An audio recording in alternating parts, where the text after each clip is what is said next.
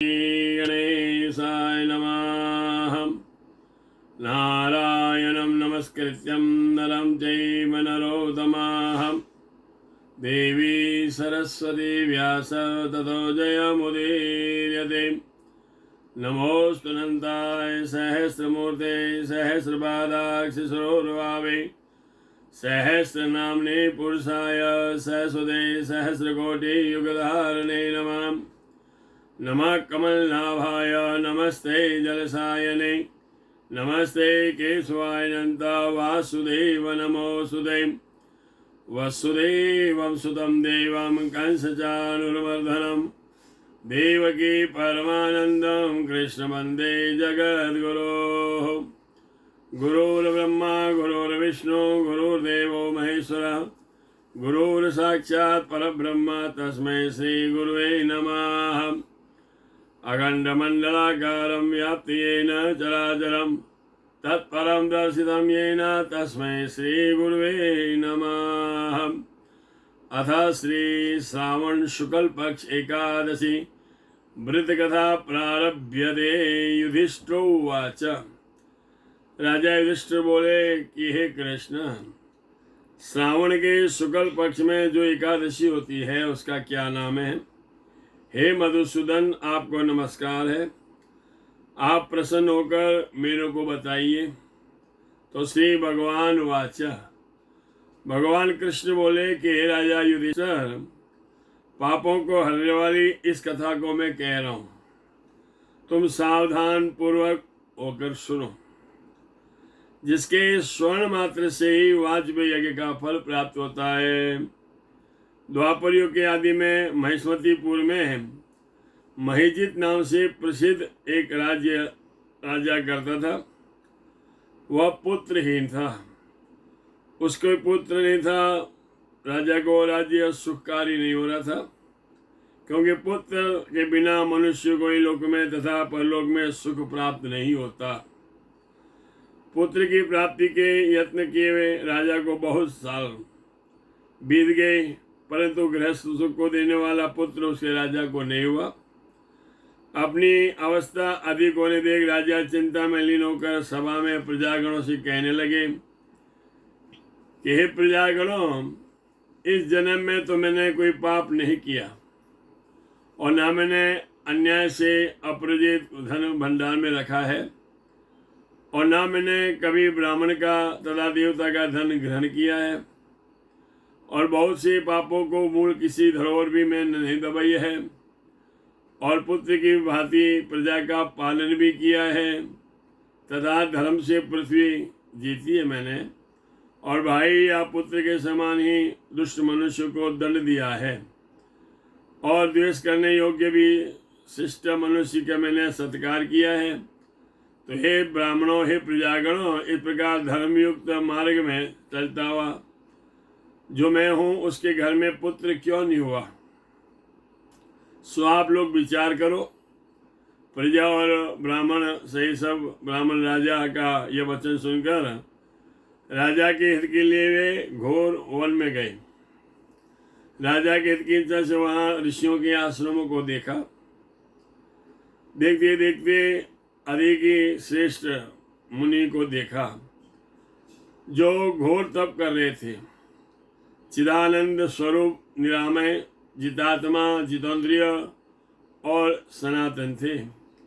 धर्म तत्व के ज्ञाता, सब शास्त्र में प्रवीण, बड़ी आयु वाले ब्रह्मा के तुल्य महात्मा लोमस ऋषि को देखा। लोमस ऋषि एक कल्प बीत जाने पर जिसका एक रोम उखड़ता है, इसलिए उसका नाम है लोमस। लोमस नाम है महामुनि त्रिकालदर्शी है, त्रिकाल के जानने वाले। उनको देखकर सब प्रजागण ब्राह्मण बड़े प्रसन्न हुए और उनके समीप गए। न्याय और तथा योग्य सबने उनको नमस्कार किया। विनय से नम्र होकर सब आपस में बोले कि भाग्य से ही मुनियों का दर्शन होता है।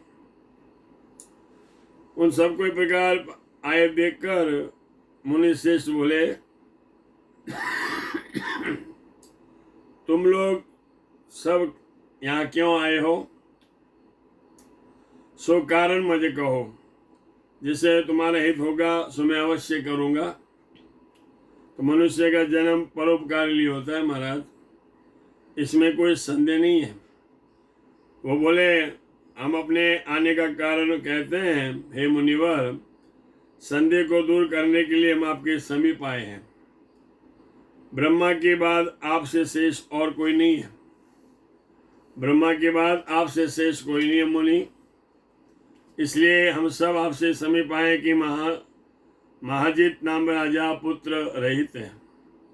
हे ब्रह्मन, हम उनकी प्रजा है, उसने हमारे पुत्र के समान पालन भी किया है।